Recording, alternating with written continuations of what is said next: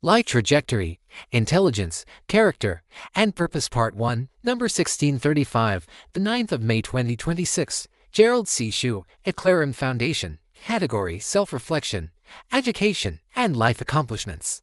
Preface: this article is not written to criticize any individual person. In fact, the two professors discussed here were among the smartest people I have ever encountered in my entire life. One of them was my mid-advisor, Professor Norman Jones. The second one was one of my graduate course teachers as well.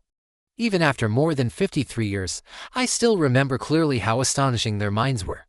However, throughout my life, after observing many professors, engineers, scientists, executives, entrepreneurs, and researchers across many different fields, I gradually learned something important. Raw intelligence alone does not determine the final trajectory of a human life. Very often, the long-term direction of a person is shaped more by personality, internal motivation, discipline, emotional stability, clarity of life purpose, and the ability to remain focused on meaningful life missions over many decades. I first began sensing this difference when I was only 25 years old as a graduate student at MIT.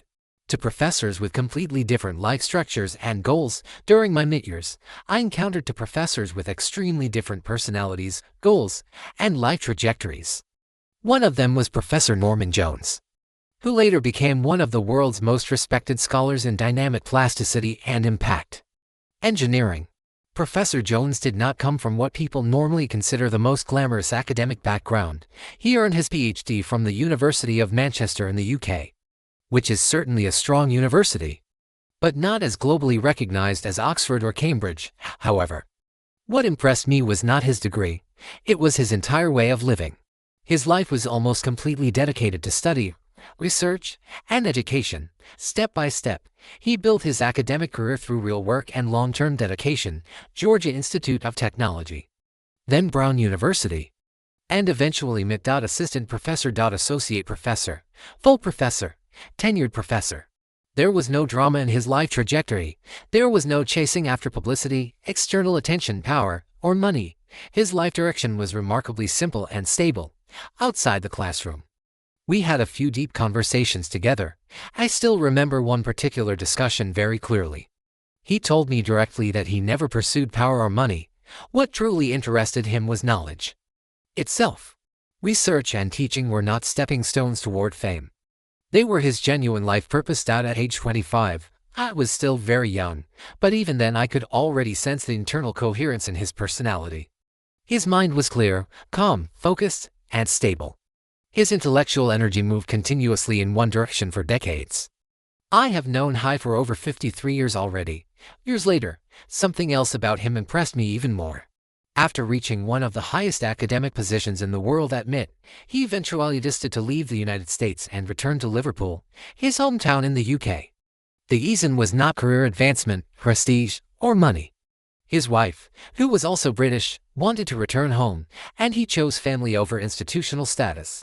That decision stayed deeply in my memory. Most professors would probably never leave MIT voluntarily.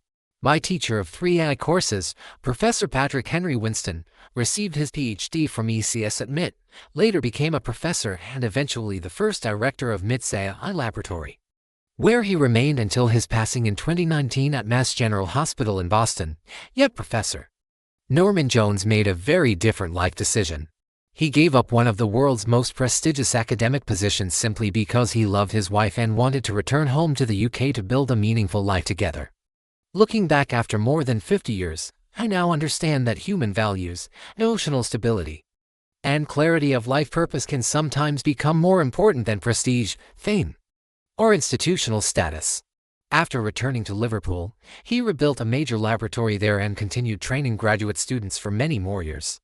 During his career, he trained approximately 500 graduate students in America and another roughly equal number in Europe. In other words, his influence did not depend on institutional prestige alone.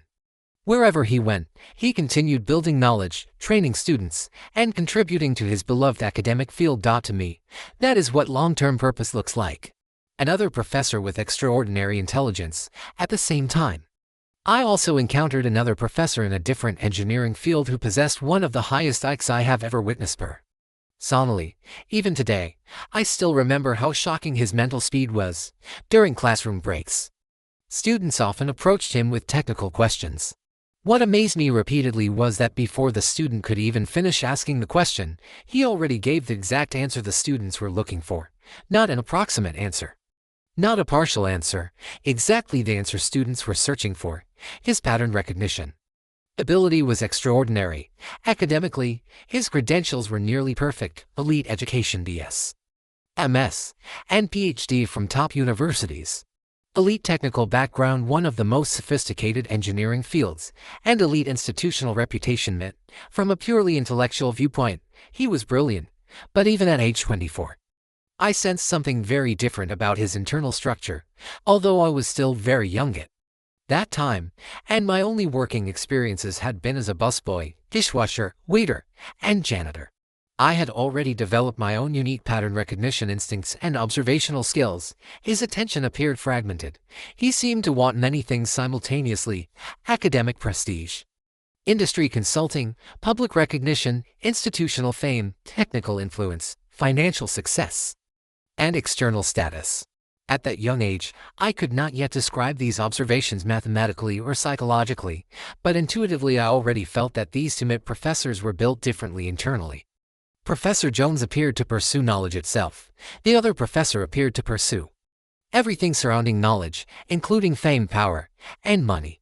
Trajectory matters more than peak intelligence. Over the following decades, I repeatedly observed the same pattern among people in many different fields, including engineering, business, finance, medicine, research, law, education, real estate, and even maintenance workers. I have probably encountered around 10,000 different people throughout my life, since I still keep nearly 80,000 business cards stored in my desk drawers. Some people possess extraordinary intelligence but unstable life trajectories. Others may not initially appear as brilliant, yet their lives become remarkably stable and meaningful over time because their motivations remain coherent. Eventually, I began viewing human life itself as a dynamic system. In engineering, we do not evaluate systems only by peak output.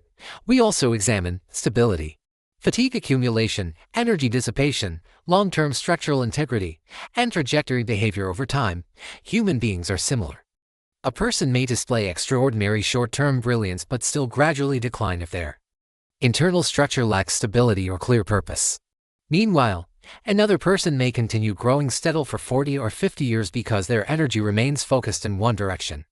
This is why I became less impressed by isolated achievements and more interested in long-term trajectory curves. Some trajectories continue upward gradually over time because the internal system remains stable, which creates a concave upward trajectory.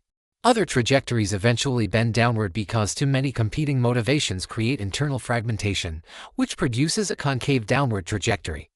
The second professor eventually left MIT and later became involved in managing a major transportation-related engineering project with strong financial backing and good personal income potential. Unfortunately, the project did not succeed well and received significant criticism afterward. His career trajectory gradually moved downward into less influential academic environments, and he eventually became a professor at a relatively mediocre foreign university until his death.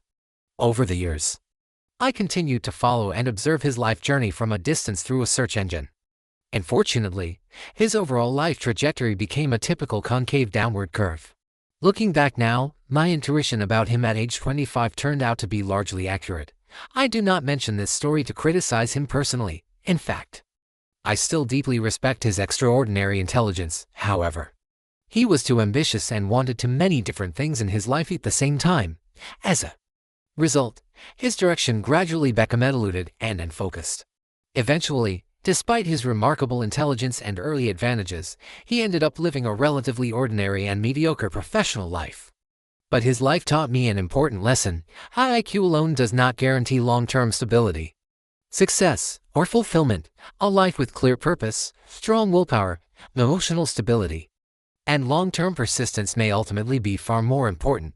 A powerful engine without stable steering can eventually lose direction. This is part 1.